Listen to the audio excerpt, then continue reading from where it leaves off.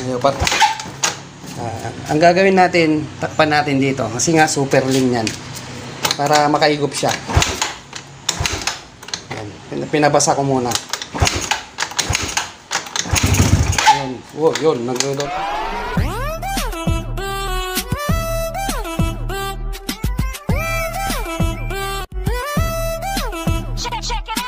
Good day sa inyo mga kabiker. Purihin ang Panginoon dahil makakagawa tayo ulit ng tutorial. Kung papansin nyo, merong Mio dito. Nala sa akin ng kaibigan ko to at ipapagawa na sa atin. Ang issue nito mga kabiker, hard starting, no? So, napaandar niya minsan, hindi niya na napaandar ulit. Gagawin natin to. So, yan, no, papaandarin muna natin mga kabiker. Susiyan ko muna para makita natin na hindi talaga umaandar at makita nyo. Ayan. So, sinusiyan ko na. At pipihitin ko dito.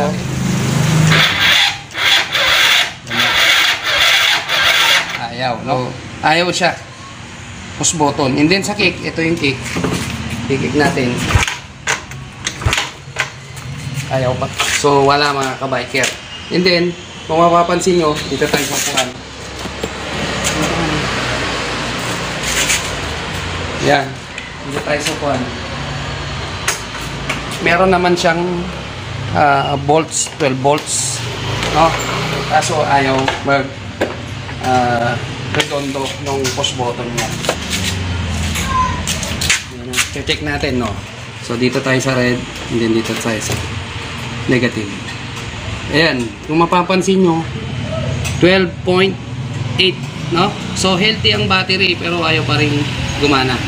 Gagawin natin, kakalasin natin yung pairings kasi pag mga ganyan mga kabiker ayaw magredondo, pati sa kick ayaw mandar, sa carburetor na tayo. Pero gagawin muna natin dun sa spark plug kung kaya, baka mag one click siya dun. So sa spark plug muna tayo, gagawin natin dito yung one kick natin, no? One click. So kalasin ko muna. Okay, kalasin natin.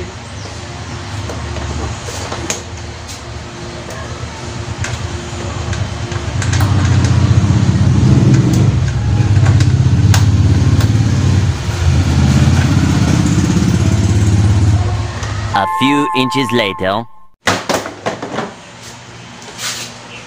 So yan mga kabiker, natanggal na natin yung side tsaka sa kabila. And then pa dito sa sentro. At silip ko na yung carburetor. Ngayon, bago ko gagawin yon, nakalimutan ko ipakita sa inyo na yung gasolina. Baka kasi sabihin nyo, walang gasolina yan kabiker kaya ayaw umandar. So, check. So yan yung mga kabiker, yung gasolina niya, no? Ayan. So, may gasolina. Tingnan natin ngayon dun sa spark plug kung ano yung condition niya kasi baka ma-one click na natin dun, hindi na tayo pupunta sa carburetor. Pero sa carburetor pa rin suspect natin. Tignan ko muna dun sa spark plug. So, ayan. Kalasin na muna natin yung spark plug. Ano? So, tignan natin.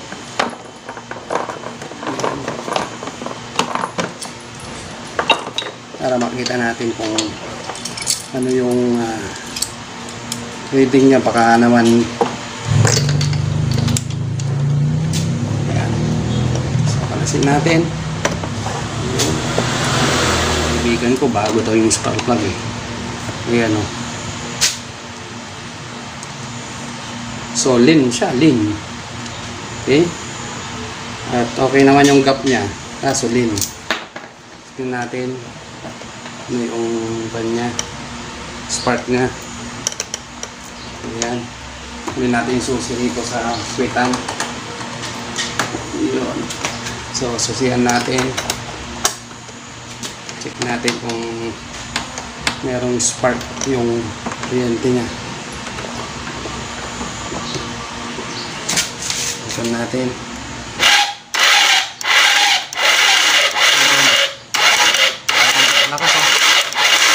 Lakas naman yung kuryente niya. Doon na tayo talaga sa carburetor. Kabit na natin to.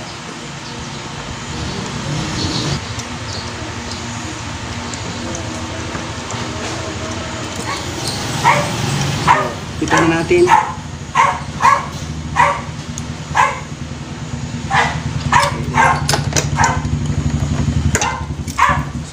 natin tong cap niya.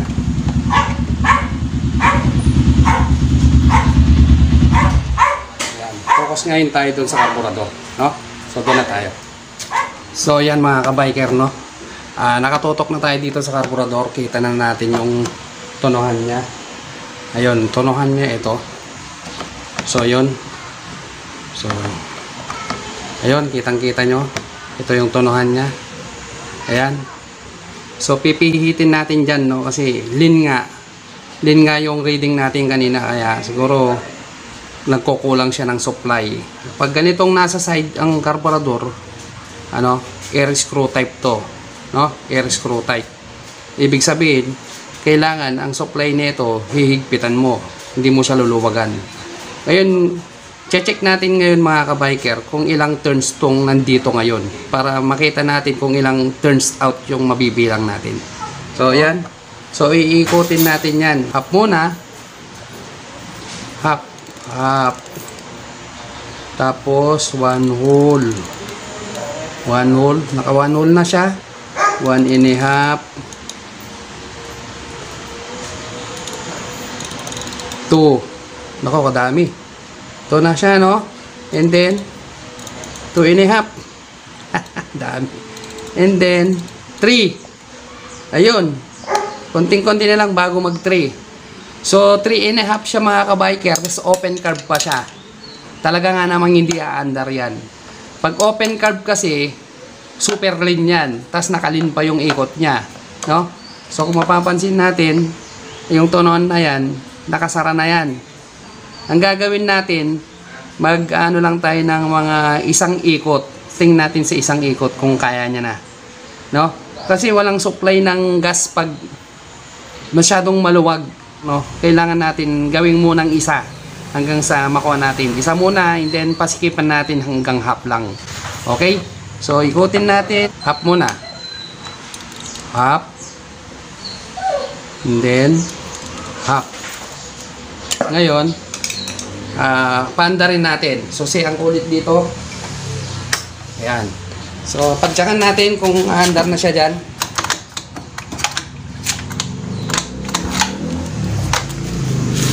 Sunod natin.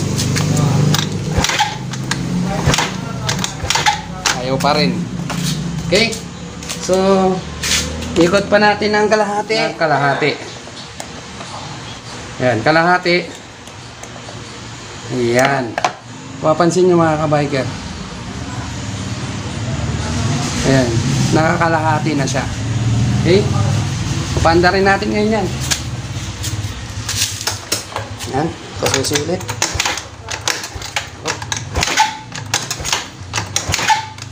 Ayaw pa. Ang gagawin natin, takpan natin dito. Kasi nga super lean yan. Para makaigop siya. Ayan. Pinabasa ko muna.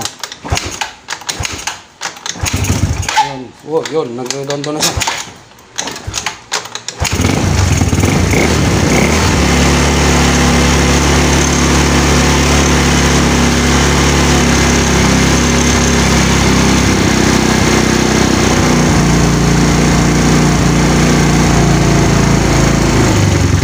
Mawawala siya. Ayan.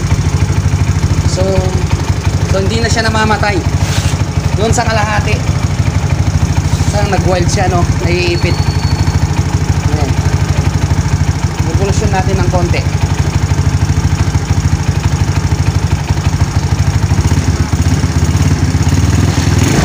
Ayan. Okay na siya mga kabiker. Sa kalahati.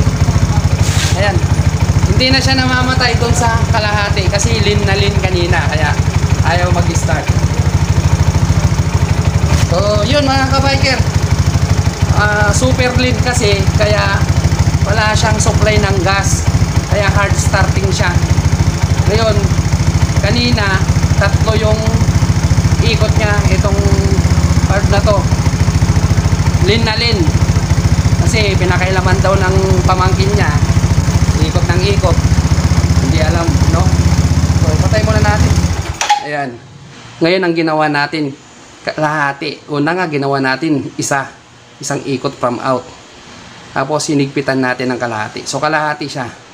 Ngayon maganda na siya dahil madali na siyang paanda rin, no? So, ang ikot niya, kalahati from out. Yun lang. So, okay yung supply ng gas nun. Kasi kanina, 3 yung ikot. Lean siya. Tapos, open carb pa. No? Mas lalong lean. Kaya, sa mga Mio Sporty na tulad nito, mga kabiker, kung kayo ay mga owner, maglaro lang kayo dun sa one turn. No? Maglalaro lang kayo dun. Pag open carb kayo, no? Mas maganda kasi mag-adjust pag meron kayong air cleaner o air filter. Ngayon, hard starting siya, nakuha na natin kung ano yung dahilan. Lean mixture. Kaya nagdagdag tayo ng supply sa gas. So, hindi na tayo pinahirap, hindi na natin nilinisan dahil wala namang problema, hindi naman madumi, hindi naman siya papalya-palya. Ayaw lang talagang mag-start. So, ganun lang kasimple mga kabiker. Sa mga owner ng Mio dyan, ganun lang ang gagawin nyo. Kung nagustuhan nyo yung video, i-like and then share nyo. And then, paki-subscribe na rin yung channel natin. At kung nasa Facebook kayo, paki-follow na rin. So, thank you for watching mga kabiker. God bless.